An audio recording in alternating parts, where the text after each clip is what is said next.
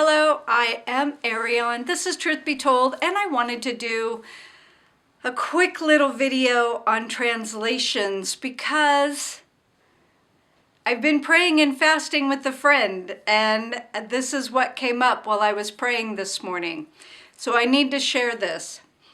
So a lot of readers are very purposeful about their translations of their books. Now, from what I have heard, it is extremely challenging getting a good translation from French of Jules Verne's writings into English. Okay, this is just one example. We have 7 novels in here. I am currently reading 5 Weeks in a Balloon.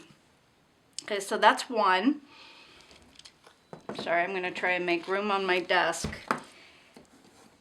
And then I have some older books here. We have Balzac. I don't even know what this original language was. I want to say French, but I didn't look it up. Yes.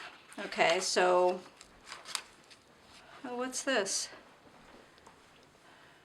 I'm sorry. Oh my goodness, this is my original receipt from Manchester Center, Vermont. Squirrel. And September 26, 1997. And have I read this? No, I have not read this. But, so translation is extremely important when we are dealing with a particular language and translating it to English. So we have Plato, and I'm sorry, this is upside down. Epictetus and Marcus Aurelius. Okay, so Leo Tolstoy, War and Peace. This would be Russian, right? I don't even know if this is a good translation. I just bought it because it's a classic and it was a Barnes & Noble. I don't even know how many years I've had this. A very great many years probably. I'm sorry, I'm going to look it up. It's probably 1996, 1997, probably around there. Started it, did not finish it. And Fyodor Dostoevsky, the brothers Karamazov, or the Karamazov brothers, because translations. Are you seeing where I'm going here? The translations for languages to another language is important. Oh, I am currently reading Mina's Matchbox by Yoko Ogawa. I think that's how you say her name. And this is a library book, but this is translated from Japanese. And my older son, was stationed in Japan for a little while. And he periodically goes back to Japan for his business.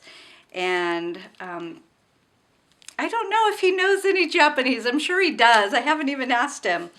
Now we have The Hunchback of Notre Dame by Victor Hugo, which would have been French. I don't even know if this is a good translation or who the translator is. I haven't looked. And this would be true for this one as well. And obviously this would be, if this is, I'm sorry, I have to check, is this Notre Dame de Paris, de Paris? And edited with notes and introductions. Well, at least it's in English, because for a minute there I was beginning to wonder if I accidentally had a French version, but no, it is in English, so that's good. I have not read that yet.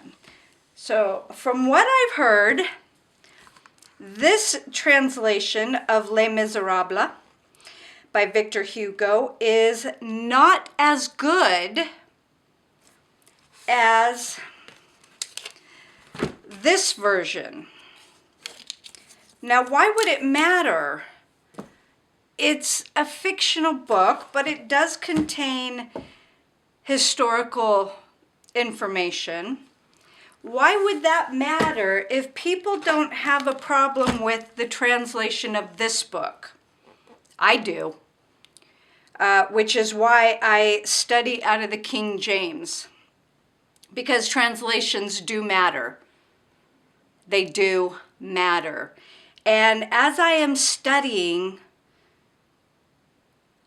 Hebrew and Greek and seeing how the words are translated, I am finding thus far, so I've only done Genesis and John 1, and various random verses. I am finding that the King James is, thus far, the best translation.